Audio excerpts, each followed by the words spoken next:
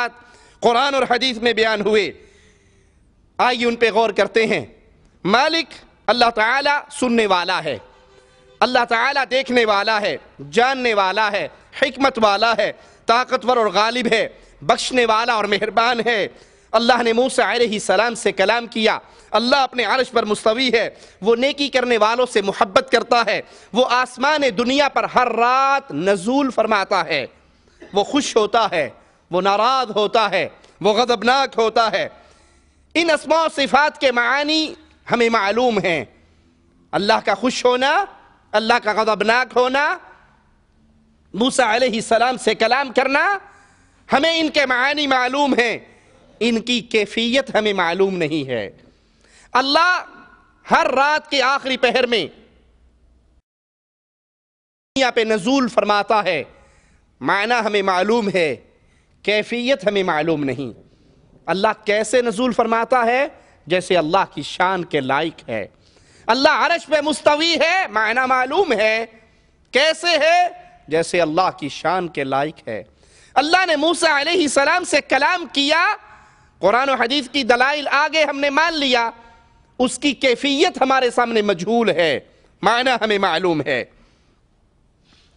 لازم ہے کہ ان صفات کو بے معنی قرار نہ دیا جائے، کہ صفات مان لی جائے اور معانی کا انکار کر دیا جائے، اور نہ ان کے معنی میں تحریف کی جائے، نہ ان کی کیفیت بیان کی جائے، اور نہ ان صفات کو مخلوق کی صفت سے تشبیہ دی جائے۔ اور یہ صفات ایسی ہیں جیسے اللہ کی شان کے لائق ہے۔ جو لوگ اللہ کی صفات میں تعویل کرتے ہیں وہ فسق اعتقادی میں مبتلا ہیں، ان کے عقیدے برائی اور گناہ کا شکار ہو چکے ہیں۔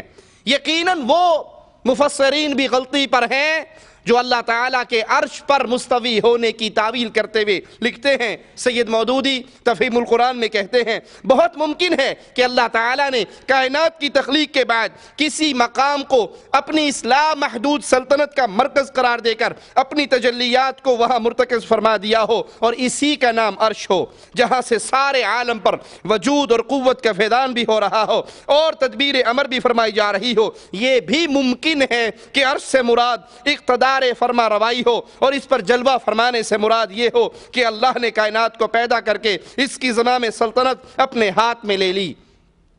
اللہ کا عرش پہ ہونا، اللہ کا عرش پہ مستوی ہونا ہمیں معلوم ہے، لیکن ہم اس کی تعویل نہیں کرتے، اپنی طرف سے اس کے معانی بنانے کی کوشش نہیں کرتے۔ ہمیں قرآن و حدیث کے دلائل سے معلوم ہوا کہ اللہ اپنے عرش پر ہے، ہم ایمان لے آئے اور کیفیت کو اللہ کے لیے چھوڑ دیا۔ جتنا ہمیں علم دیا گیا اس پر ہم ایمان لے آئے۔ لیکن مودودی صاحب کی اللہ کے عرش پر مستوی ہونے کے عقیدے کی یہ تعویل، آئیے اس کو لے کر دربار محمد الرسول اللہ صلی اللہ علیہ وسلم میں چلتے ہیں اور پیارے حبیب کی ایک حدیث کو لے کر مقارنہ کرتے ہیں کہ اللہ کے نبی کی حدیث ہمیں کیا تعلیم دے رہی ہے اور یہ تعویل کرنے والے کیا عقیدے پھیلا رہے ہیں۔ صحیح مسلم میں ہے، سیدنا معاویہ سے روایت ہے کہ میری ایک لونڈی بکریاں چرایا کرتی تھی، ایک دن بھیڑیا آیا اور بکری اٹھا کر بھاگ گیا، میں نے غصے میں اسے تھپڑ مار دیا، پھر مجھے اپنے عمل پر ندامت ہوئی، میں محمد کریم صلی اللہ علیہ وسلم کے پاس آیا۔ پیارے نبی کا نام آئے تو محبت سے کہا کرو صلی اللہ علیہ وسلم۔ تم ایک دفعہ اپنی زبان کو حرکت دے کر کہو گے صلی اللہ علیہ وسلم، عرش والا اللہ تمہارے اوپر 10 رحمتوں کا نزول فرما دے گا۔ ہم سب محتاج ہیں رب کی رحمتوں کے، رب کی رحمت سمیٹنی ہو تو محمد کے مصطفیٰ پر درود پڑھا کرو صلی اللہ علیہ وسلم۔ اللہ کے حبیب سے کہنے لگے اے اللہ کے رسول صلی اللہ علیہ وسلم، اس لونڈی کا امتحان لیجئے، اگر یہ مومنہ ہے میں اس کو آزاد کر دینا چاہتا ہوں۔ آپ نے پہلا سوال کیا این اللہ، اللہ کہاں ہے؟ اس بکریاں چروانے والی نے، اس لونڈی نے اپنی انگلی کو آسمان کی طرح بلند کیا، اللہ اپنے عرش پر ہے۔ کہا میں کون ہوں؟ کہا اس کا بھیجا ہوا رسول ہے۔ تیسرا سوال نہیں، 2 سوال، اللہ کہاں ہے؟ عرش پہ ہے۔ میں کون ہوں؟ عرش والے کے بھیجے ہوئے رسول ہو۔ فرمایا اس کو آزاد کر دو، یہ مومنہ عورت ہے۔ اب اللہ کے نبی علیہ السلام اپنے اس فرمان میں ہمیں کیا درس دے رہے کہ اللہ اپنے عرش پر ہے، اور عرش کہاں ہے؟ آسمانوں کے اوپر ہے، اور اللہ اپنے عرش پر مستوی ہے۔ قرآن کریم میں اللہ تعالیٰ کے عرش پر قائم ہونے کا ذکر کھلے الفاظ میں 7 جگہوں پر بیان کیا گیا۔ لہذا تمام صحابہ اور سلف صالحین کا یہی عقیدہ رہا کہ اللہ کی ذات اپنے عرش پر ہے۔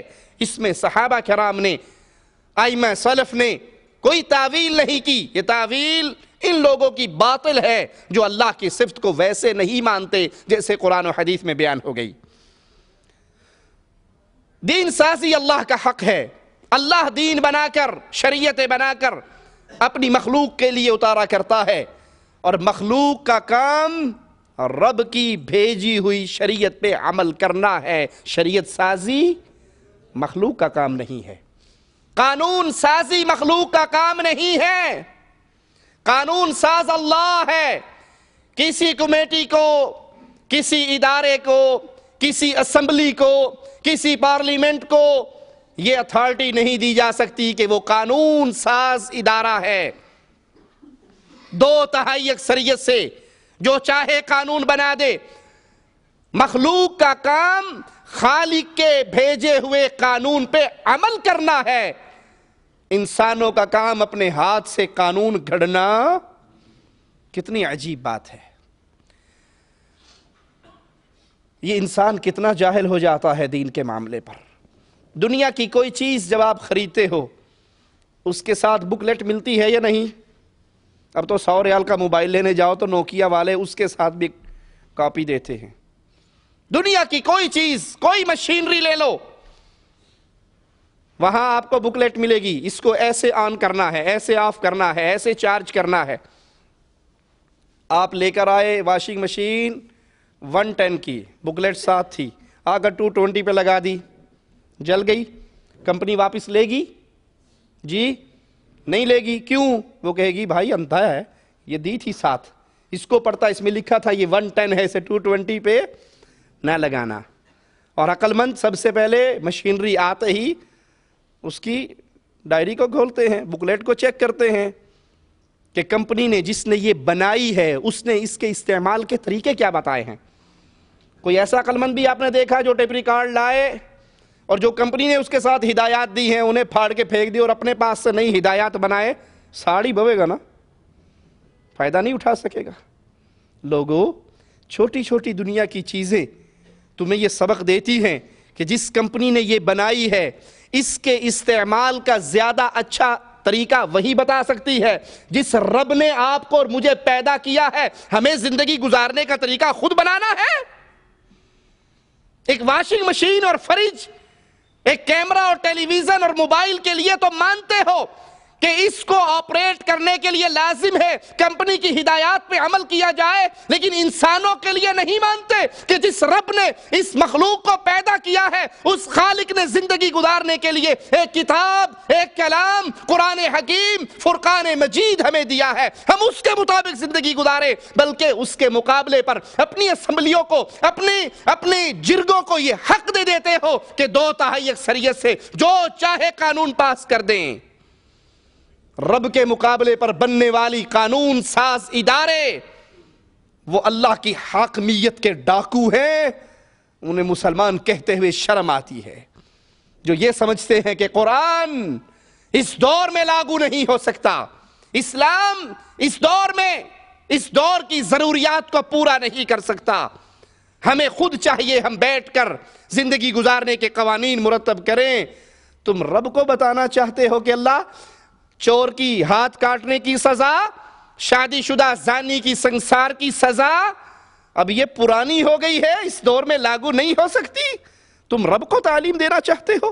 انا للہ و انا الیہ راجعون۔ تو بہت بڑا جرم ہے شریعت سازی، اور بدعت کا ارتکاب کرنے والا، بدعت کو ایجاد کرنے والا، بدعت کی دعوت دینے والا وہ شریعت میں شریعت سازی کا مجرم ہے۔ ہمارے لیے شریعت قرآن و حدیث میں بند ہو گئی۔ اللہ نے محمد الرسول اللہ صلی اللہ علیہ وسلم پر اس شریعت کو پورا کر دیا، اس کی خبر بھی مالک اپنے کلام میں ہمیں دیتا ہے۔ اليوم اکملت لکم دینکم واتممت علیکم نعمتی، آج